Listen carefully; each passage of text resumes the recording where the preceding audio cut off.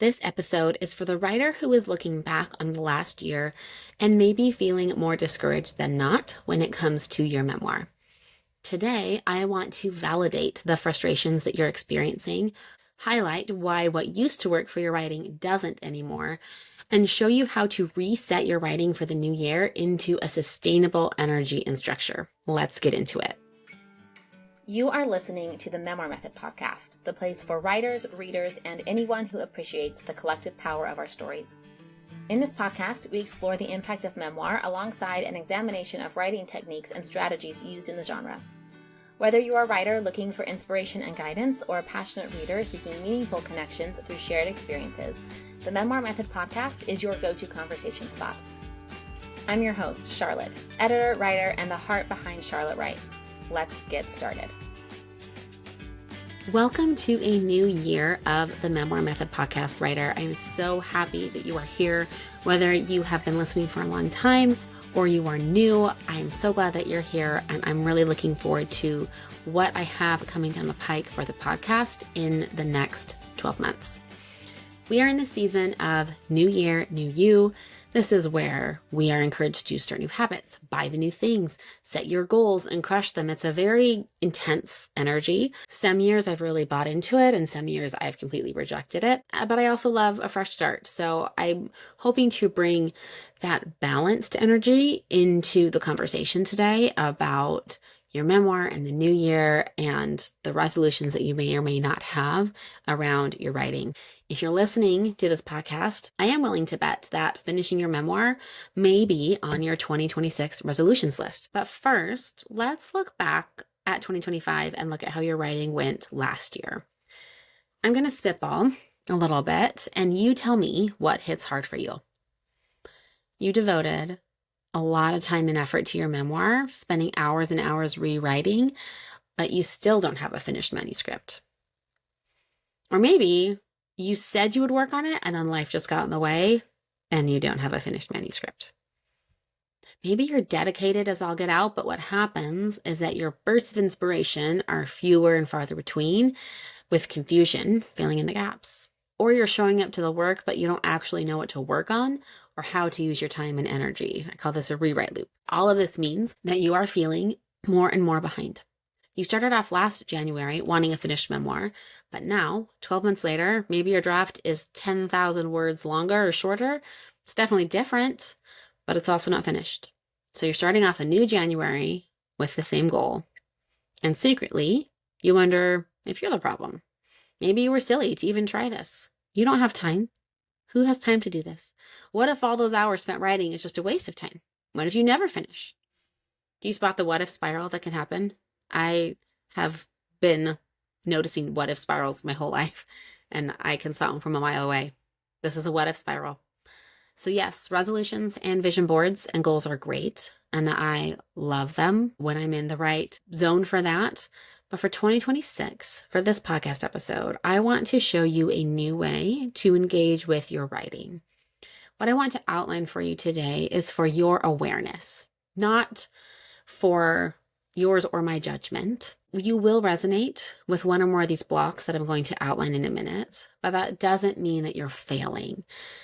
I want you to just be aware of what's happening in your brain, how you are engaging with the work, because when you are aware about something, then we can figure out how to shift it into something that feels better for you. This awareness, this contrast actually indicates that you are ready to shift. And that's what I love about a new year. Okay, here's the first block that comes up. And I've experienced all of these that I'm about to list out. So your early wins start to peter out. If you've been listening to the podcast for a while, you will know that I call this first draft energy. You're pouring words out onto the page. You'll create wins for yourself. It feels amazing. You love seeing that word count rack up. Eventually, however, that first draft energy peters out and you hit this creative wall. I've experienced this as a writer myself. I have 40-ish thousand words in my essay collection, but my first draft energy has dissipated. I'll talk more about that later. Another block that comes up. Your rewrite loop creates confusion and not clarity. I talk about the rewrite loop in my free training, the Memoir Breakthrough. I'll have that linked in the show notes for you. But that is what is keeping you stuck. It's this rewrite loop. You're spending so much time rewriting and rewriting and rewriting, but you still don't feel closer to being finished. You fall prey to the logical fallacy that if you just write more or rewrite more, then you'll magically make sense of your draft. It'll come together if you just show up more. But that isn't going to work. You need a new way of seeing your memoir and your story. And that's the clarity that will lead to actual revision, not just more rewrites. So it's not just a matter of showing up and doing the work, it's how you do it. And the clarity, the creative clarity that you have behind that amplifies the time and energy that you put into your work. Another block that comes up is inconsistency. And this can happen because of emotional, creative overwhelm, life, whatever it is. It's really easy to be inconsistent. And that's one of my biggest blocks. Maybe all of that endless rewriting has meant that you are more inconsistent when it comes to your memoir draft than you had wanted to be or than you thought that you would be. And you don't really know where to start, so you put it off, but then you keep putting it off. And that creative clarity that you need feels further and further away. You've kind of lost sight. You've become untethered from why you started this in the first place. And a lot of that is because you're not showing up consistently enough and in the right way. You're not lazy, for one. Your creativity right now is just in more of an overwhelmed state, almost a paralysis, instead of a clarity state. That's something I want to work on for myself in 2026. When you know what you're writing, who you're writing for, why they're going to care about it, then one, when you do sit down to write and revise, you will actually know what you're doing. And two, it'll be easier to show up even when you're not feeling inspired because you will still know what you're doing. Inspiration actually has very little to do with successful writing. It's about being clear on why you're doing this and what you are here to say. Your clarity as a memoir writer is your superpower. Once you spend time refining what you were actually saying with your memoir, then you can focus on how to say it. That's the entire premise of my memoir method. But without that clarity piece, you will resign yourself to the long way through the process instead of a strategic way through drafting. Another block. You don't trust yourself enough to trust an editing professional. When you work with an editor, yes, you are doing so in part because you don't know what you don't know. You're leaning into that learning curve because you know that you can't do this on your own. Writing is technically like a solitary activity, but publishing is not something that you do on your own. However, if you are hoping that an editor will fix your work, if you're going into that editor relationship with a save me energy, if you're hoping that your editor will infuse some magical clarity that you don't have, in short, if you don't trust yourself as a writer, as a storyteller, as a carrier of your memoir's message, then you're actually setting yourself up for a very disappointing editing experience. I have worked with many writers who have had disappointing editing experiences, and it's because they were not clear themselves on what they were saying. They were hoping that the editor could bring that to their work, but they can't. I can only work with what you give me. And if you don't know what you're saying, and if you don't trust yourself enough and what you're doing, then an editorial experience will fall flat for you. When you can trust yourself and your conviction, your editing experience will be much more collaborative than transactional. Whoever you work with, I need you to trust them, like deeply trust them with your story. Don't sign with someone just because they're there. And if you're going to truly trust your editor, what that feels like is it feels like relief. It feels like letting go of tension in your shoulders, in your chest, in your neck. You can take a deep breath. You feel safety.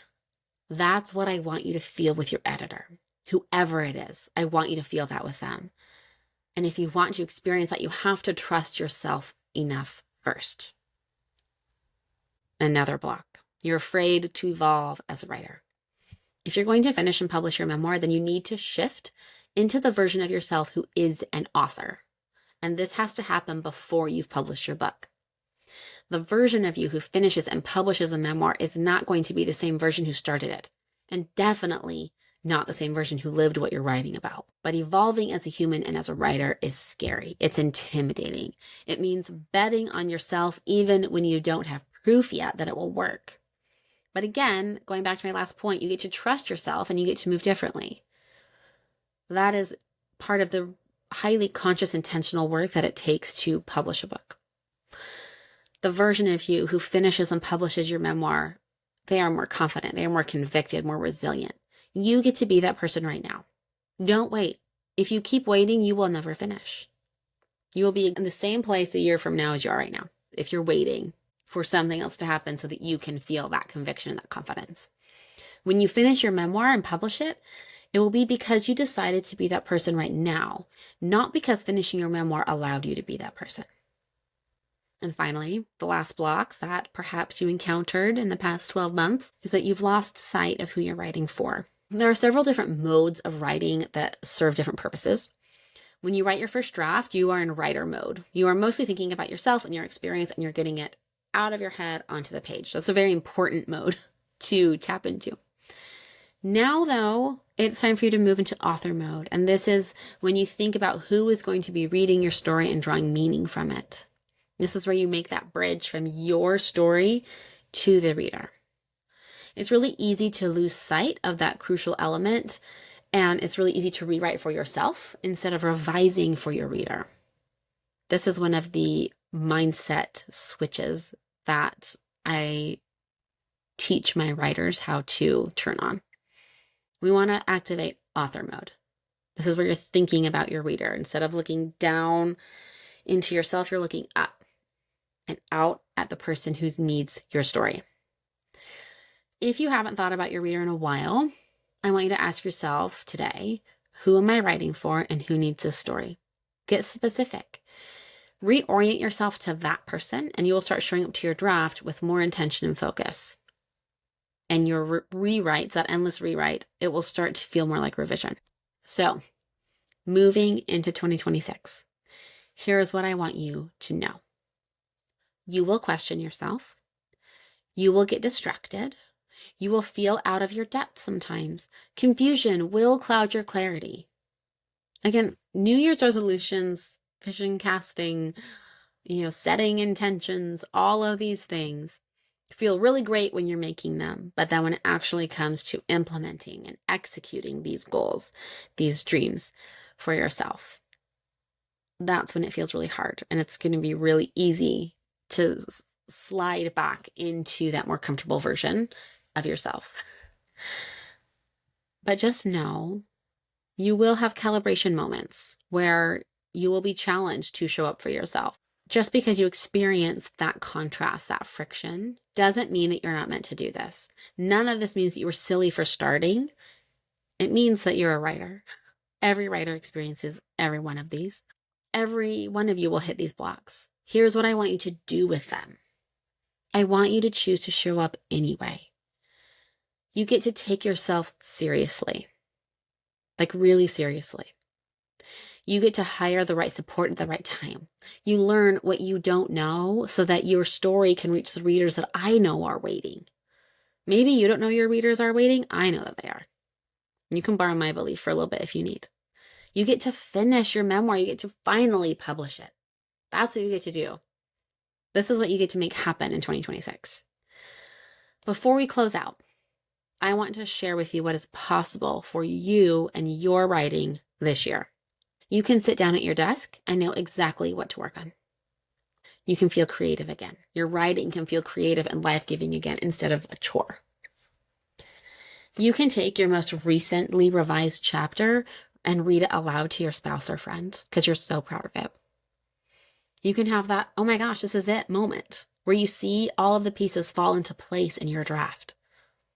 You can send your manuscript off to an editor and know that your work will come back stronger. You can see the readers come in even before you publish because you are finally clear enough to have your conversation right now. And the readers come and they will be ready to buy when your book is ready to launch. I promise you, all of this is possible for you in 2026. All of it. And it starts right now with you. This is the real work that I do with my clients, and it's what I'm really excited to get into with you in 2026. We get clear on what your story is saying, and then we craft that story so that it amplifies the message that you're meant to share. We do the work in the right order. We stop the rewrites and we start the revision. And we finish. The winter cohort of the Memoir Method program is kicking off on January 26th. This is where I recommend you start if you are in that overwhelmed, discouraged place. The Memoir Method is a workshop style program where we walk through together my full Memoir Method curriculum, and then we pair that with active live workshops with live coaching and editing and custom personal private feedback in a Google Doc that you and I share. It's a highly collaborative, highly engaging environment. This is not just handing you a course and then expecting you to figure out the rest. It is a guided coaching editing hybrid that will fine-tune your work and your message and your writing so that you know exactly how to revise. I will drop the link to enroll in the show notes. We start in just a few weeks. I'm so excited for the writers who are in this space. I cannot wait to start. If you want a custom experience with Memoir Method, that's the work that I do with my private clients. You can email me at hello@bookishedits.com for more information about what that could look like for you. Thank you so much for joining me today. Happy New Year. And I will see you next week, where I will actually be kicking off a fun 4-part series all about finishing your memoir in 12 months. So I will see you then.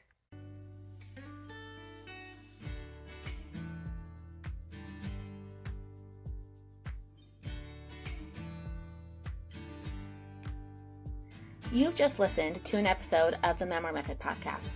The Memoir Method podcast is presented by Charlotte Writes. If you liked what you heard, the best way to support the show is to subscribe through your preferred podcast player. And if you're feeling especially inspired, I'd love it if you left a 5-star review on Apple Podcasts. Leaving a review really does help other readers and writers like yourself find the show. If you want to continue the conversation, you can find me on my website at charlottewrites.co or on Instagram at charlottejanewrites. Thank you for tuning in. I'll see you next time. And remember that you have a story that matters.